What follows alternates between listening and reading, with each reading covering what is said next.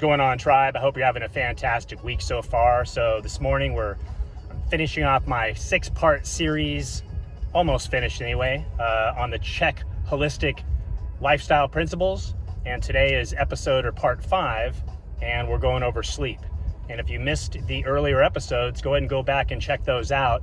First one, I covered how to get your breathing right, super important. Number 2, how to properly hydrate.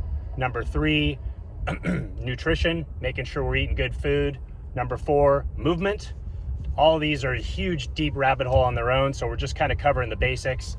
And today we're going over sleep, another critical principle. If you're not getting your sleep, you can be checking every box, but if you're not getting that sleep, man, stuff's gonna break down. Sleep is critical for neural repair. It's where we ultimately balance ourselves out, our hormones, all of our restoration happens, and all the magic happens. And if we're not getting good sleep, it's hard to recover from the day before and to be productive the following day. And a lot of the things that the reason we struggle with sleep are really, gosh, the body is just so unique. I'll just start here. One of the things we want to limit is sunglass wear, because sunglass wear throws off your circadian rhythms. Your pupils are black because they're meant to constantly draw in sunlight. That doesn't mean looking straight at the sun, but we're supposed to be getting regular sunlight in through our eyes throughout the day. And that helps to optimize what's called our circadian rhythms. Basically, your biological clock can stay on schedule with your environment. And that ultimately will make you produce your stress hormone at the right time, wind down in the evening when we should be producing our repair hormone in the evening, melatonin and so forth. So that's the key to getting a good night's sleep, is making sure that stress hormone, that cortisol, is coming down, and we can allow that melatonin to rise. And how we ultimately do that is avoiding blue light.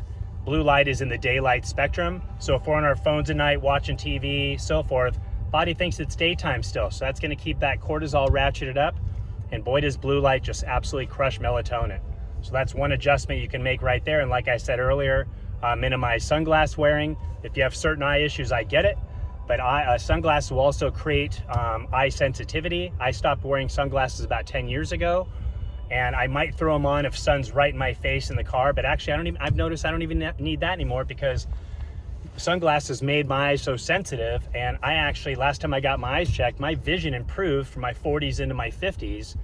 Pretty sure because I stopped wearing sunglasses. I also do a little sun gazing and so forth. But yeah, we need that photoreception to pick up the daylight tones, to optimize our circadian rhythms, to optimize our hormonal cycles. So that has a huge impact on sleep. I also kind of geek out on my evening sleep protocol, turn off any LED lights, incandescent lights, salt lamps, more red tones. I throw in my blue blockers at night, which I wish I had with me, but I left them at home. And those really help. They're like an orange tinted glass, and we need those tones so that our body knows what time of the day it is. I know that sounds interesting, but those amber tones in the morning at the sunrise lets us know that it's action time. And as the day goes on, we start to ramp up our stress hormone, start to have energy, we kick butt. And as the sun goes down, it starts to get darker and so forth. Our photoreception in our photoreceptors in our eyes are supposed to pick up on that. And that's our body's cue to wind down cortisol and to elevate melatonin. And if we're doing those things, staying in sync with our environment, but we're so detached from our environment in so many ways, and detached with our body so many ways. But these are the simple things, and the cool thing about these is they don't cost anything. As a matter of fact, all these principles I'm mentioning are for the most part free. And you can start doing them today and make a huge difference. So once again, when it comes to sleep, optimize those circadian rhythms, minimize your sunglass wearing in the evening, dim those LEDs off, opt for salt lamps, more amber tones. And ultimately, when you're sleeping, your room should be as black as possible.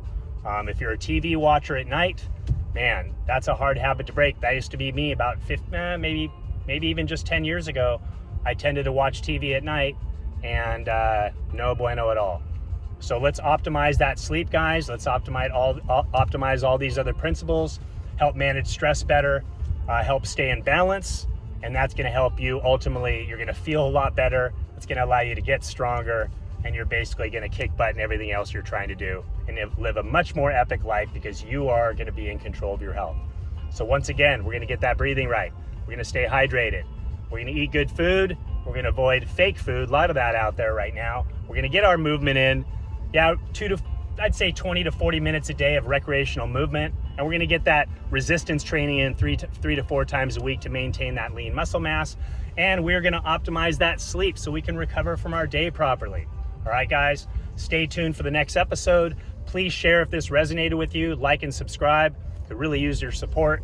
And next week, we're gonna be covering mindset, so stay tuned for that episode. All right, guys, finish up the week strong. Boom.